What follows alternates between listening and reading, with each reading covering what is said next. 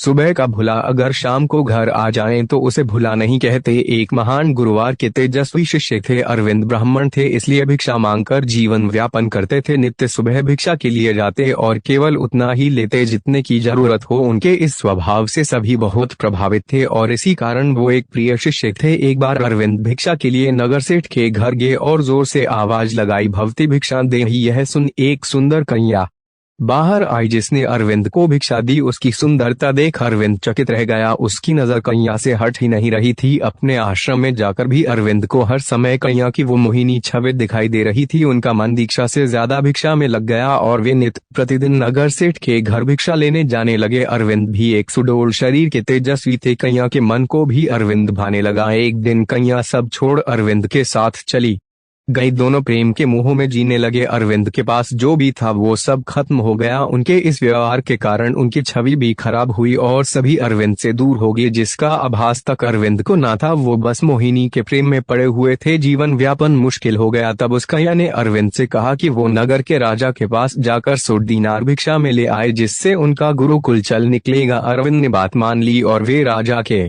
महल में पहुंचे, लेकिन उन्हें घुसपैठ समझकर बंदी बना लिया गया। दूसरे दिन राजा के सामने पेश किया गया। तब राजा ने उनसे सब बताने को कहा। अरविंद ने सत्य कहा, अब तक न छोड़ा था, अतः उसने सारी बात राजा को बताई। यह सुनकर राजा को हंसी आ गई और उसने अरविंद से मुंह मांगी भिक्षा मांगने को कहा। अरविंद को इसकी अपेक्षा न थी। उसके मन में लालच आ गया। उसे लगा अच्छा अवसर है, इतना मांग लेना चाहिए कि जीवन पूरा बिना कार्य के कट जाए, और उसने बिना विचार किए राजा से उनका राजपाट ही मांग डाला। यह सुनकर सभी सभासद आश्चर्यचकित रह गए। राजा ने हंसकर कहा, हे भिक्षुक, आप जैसा कहते हैं वही होगा। आज से इस राज्य के राजा आप हैं। मैं और मेरा परिवार अब से वन में वास करेंगे। यह सुनकर अरविंद सन रह गया। उसे राजा के ऐसे उत्तर की कल्पना नहीं थी। तब अरविंद को एहसास हुआ कि यह सब ऐशो आराम, भोग विलास एवं कामुकता आदि क्षणिक है, मनुष्य की महानता उसके कर्म में है। इस घटना से अरविंद को अपने ज्ञान का पुनः आभास हुआ और उसने राजा से हाथ जोड़ क्षमा मांगी और उनका राज्यपाट लौटा दिया और स्वयं वापस जाकर अपनी मेहनत से जीवन व्यापन करने लगा और उसे पुनः सबका प्रेम मिला। इस पर कहा गया कि सुबह का भुला अगर शाम को घर आ जाए तो उसे भुला नहीं कहते। यह कहानी इस कहावत को चरितार्थ करती है। आज के समय में मनुष्य कामुकता के पीछे इस कदर भाग रहा है कि उसे अच्छे